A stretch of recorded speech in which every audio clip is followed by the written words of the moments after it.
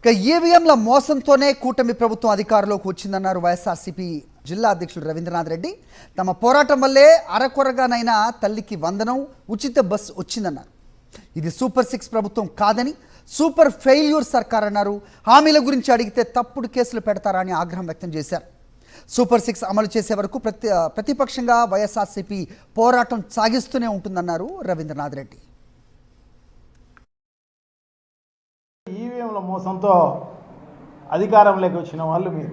ఈవీఎంలు అనేవి లేకపోతే మీరు వచ్చే ప్రశ్న లేదు.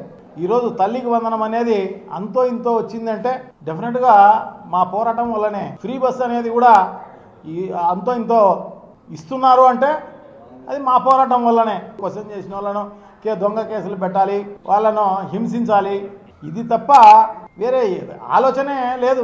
ఈ ప్రభుత్వమే అటర్ ఫ్లాప్, సూపర్ ఫెయిల్యూర్. ఇది సూపర్ 6 కాదు, ఇంకా 143 హామీలు ఇవ్వడం జరిగింది. 143 హామీల కథ దేవుడు ఎరుగు. కనీసం ఈ సూపర్ 6, సూపర్ 7 తప్పకుండా ఇవ్వాల్సిన అవసరం ఉంది. అది ఇచ్చేంత వరకు వైఎస్ఆర్ కాంగ్రెస్ పార్టీ ఎప్పుడు పోరాడుతూనే ఉంటుంది. మీ మెడలు వంచి ఇప్పించేదానికి ప్రయత్నం చేస్తుంది.